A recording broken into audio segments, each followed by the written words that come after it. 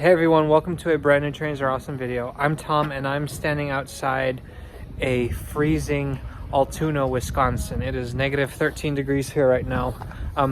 Altoona, isn't that in Pennsylvania? Apparently there's also an Altoona, Wisconsin. And the reason I'm outside in this cold is because I'm filming a video for you guys. Back by popular demand, this is...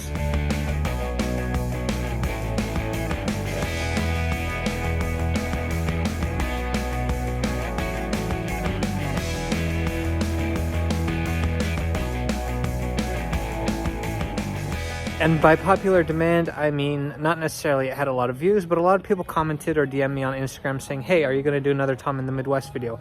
So here's a Tom in the Midwest video. Altoona is perhaps not a very well-known place in the Midwest, but I guess that's kind of the point.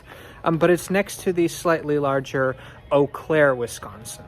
Eau Claire, we're just like Clearwater, only in French. And about 100 degrees colder. Also, we're hoping that just one person moves out, because then maybe Elon Musk will headquarter all his companies here.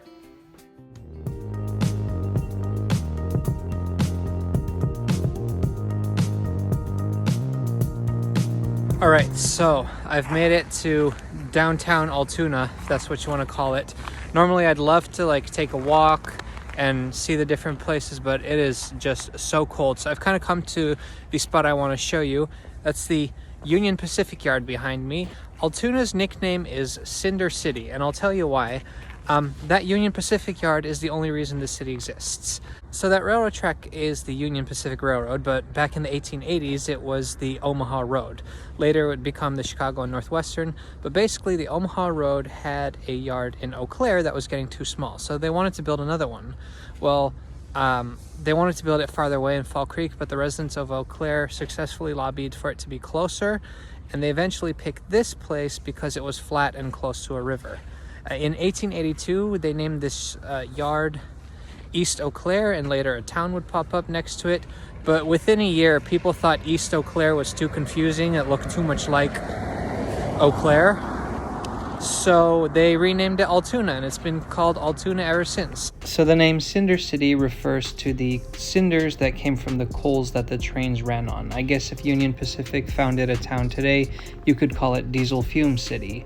Besides its nickname, there are other things that point towards Altoona's railroad heritage. The two bars downtown both have railroad-related names. One is the 400, which is named after the Twin Cities 400, a Chicago and Northwestern train that was the last train to serve Altoona, and the other is the Golden Spike, referring to when the first transcontinental railroad was completed. We got a post office in the same building as a dentist.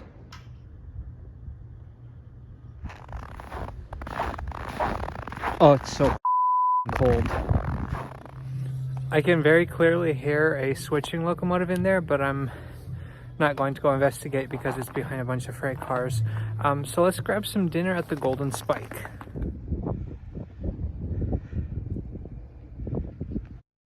Now, I'm not somebody who frequents bars, but the combination of the railroad name with the fact that there was nothing else available at this time of night made me consider going inside and ordering some food. This was your typical small-town Midwestern bar. It was a Monday night, and there was a group of old people drinking, playing slots, and arguing about politics. I think I'll pass.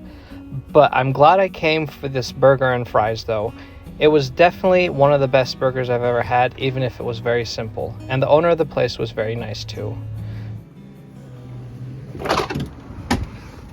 Altoona, I don't know if I'll be back, but thanks for having me this time.